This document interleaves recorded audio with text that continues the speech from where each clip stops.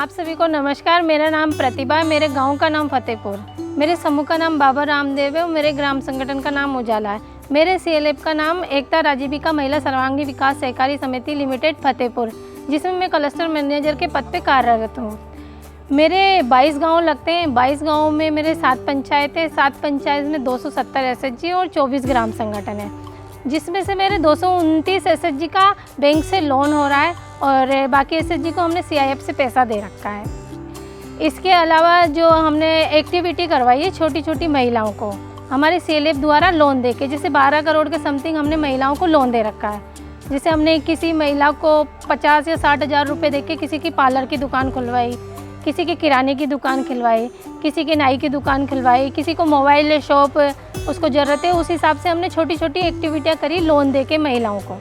हमारे CLF में sanitary pad production unit चल रही है, जिसमें हमने 30 महिलाओं का एक ग्रुप बनाया है और वो 30 महिलाएं इसमें काम करती है। हम पहले कच्चा माल मंगाते हैं, उसमें से कुछ महिलाएं तो हमारी मशीन पे खड़ी होती हैं, वो मशीन को देखती है कि इधर उधर जो वो है वो इधर उधर भागे नहीं, तो उसको देखती है। आगे महिला खड़ी होती है कि माल ज़्यादा इकट्ठा हो रहा है तो उसको उठाने के लिए कि ज़्यादा इकट्ठा नहीं हो तो उसकी कटिंग होती है। फिर 2 महिलाएं या 4 महिलाएं बैठ के उसकी कटिंग करती हैं कि उसकी जो शेप है ना वो सही से आए।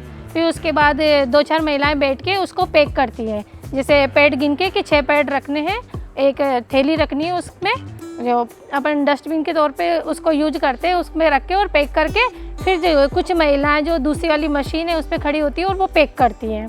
और इसके अलावा 3-4 महिलाएं नीचे बैठ के पैकेजिंग करती हैं उसको। और सरकार हमसे इन सैनिटरी पैड को खरीद के जो सरकारी स्कूल है उसमें निःशुल्क वितरित करते हैं।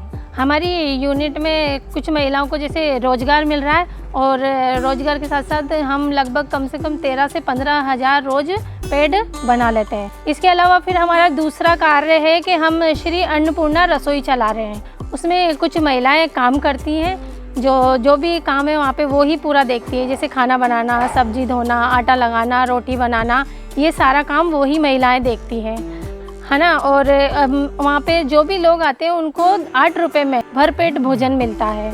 उसमें चावल है, दाल है, एक हरी सब्जी है, चपाती है, चावल है और अचार है।